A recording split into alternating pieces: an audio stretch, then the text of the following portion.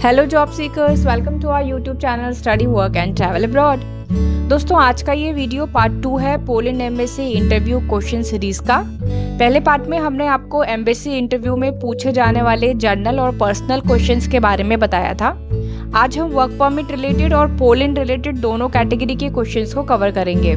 तो चलिए स्टार्ट करते हैं वर्क परमिट रिलेटेड क्वेश्चन से।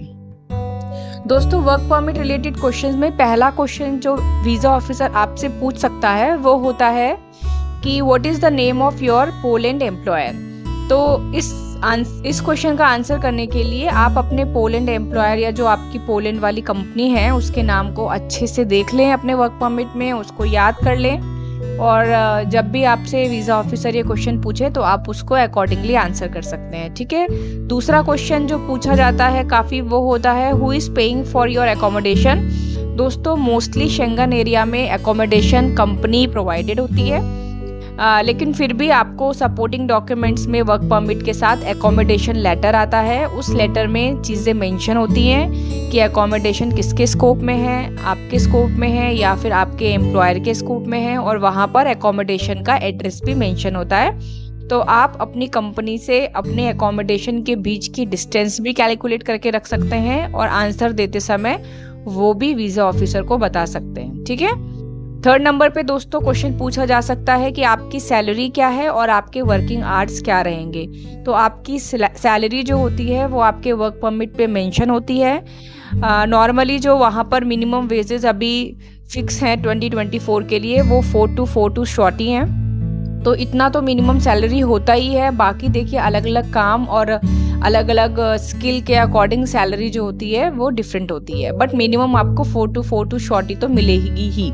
वर्किंग आवर्स के लिए भी पोलैंड बहुत ही फेवरेबल जगह है काम करने के लिए, क्योंकि वहाँ पर जो फिक्स वर्किंग आवर्स होते हैं वो मोस्टली 40 आवर्स अ वीक होते हैं, जो आपका 5 day week into 8 hours per day के हिसाब से कैलकुलेट होते हैं। इसके अलावा अगर आप एडिशनली काम करते हैं तो वो आपकी ओटी में काउंट होता है और आपको ओवर टाइम पॉलिसी के हिसाब से उसका कंपनसेशन मिलता है।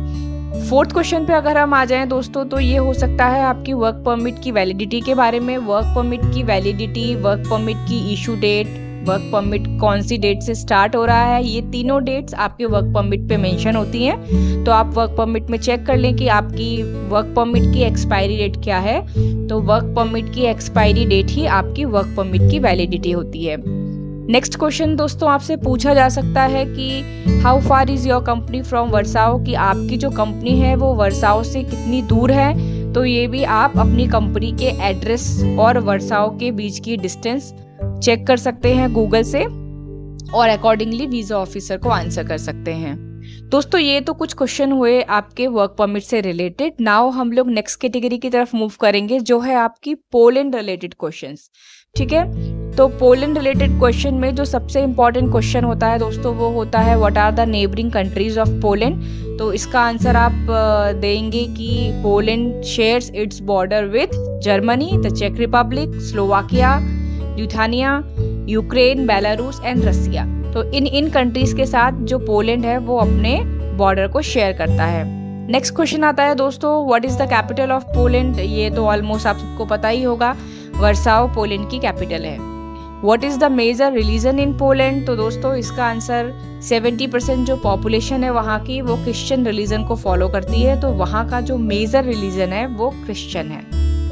नेक्स्ट क्वेश्चन आता है दोस्तों what is the official language of Poland. So Poland की ऑफिशियल लैंग्वेज पॉलिश है। तो आपको यही आंसर करना है। बाकी अगर आपको एवरेज इंग्लिश का नॉलेज है तो आप अपना काम वहाँ पर चला लेंगे। नेक्स्ट क्वेश्चन आता है दोस्तों, ये भी काफ़ी इंपॉर्टेंट क्वेश्चन है, what are the benefits of working in Poland. Poland में काम करने के क्या फ़ायदे हैं। तो इसके आंसर में आप बोल सकते हैं कि एक तो वहाँ पर फेवरेबल वर्किंग आवर्स होते हैं 8 hours per day 5 days a week.